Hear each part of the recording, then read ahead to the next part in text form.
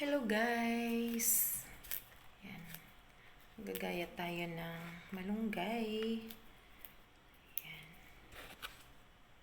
Ito guys.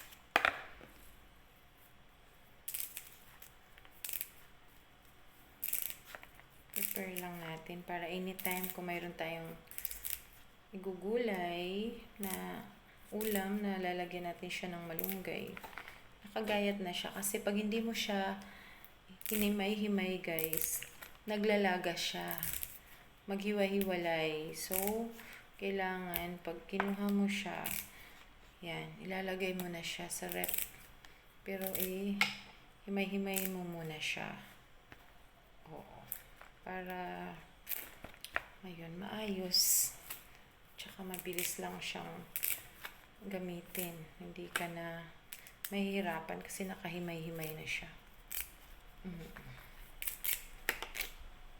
Ganito rin ba kayo guys pag pag meron kayong malunggay na hindi nyo pa naman lulutuin, yan, hihimayin nyo muna. Yung iba nito lalagyan siya ng tubig, kung kinabukasan naman ay anuhin mo para hindi siya maglagas. Yun yung sikreto din pati ng iba. Kanina nilagyan ko siya ng tubig kasi kaninang hapon ko pa to kinuha. Ito naman ay dito lang to sa amin banda. Libre lang to.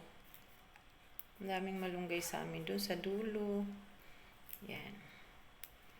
Kaya, ayan. Ito na siya. Ito guys dito naman sa side. Ito naman siya. Pero ibukod ko siya ng lagayan. Ito guys. Ano siya? Ano naman yan? Alugbati.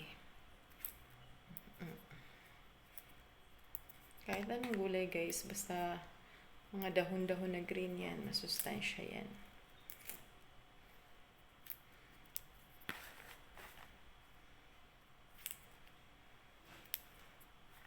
Diba?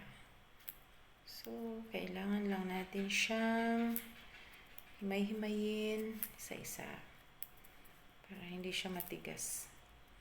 Tapos, kikip na natin siya sa rep. Doon natin siya ikikip. Ganun lang.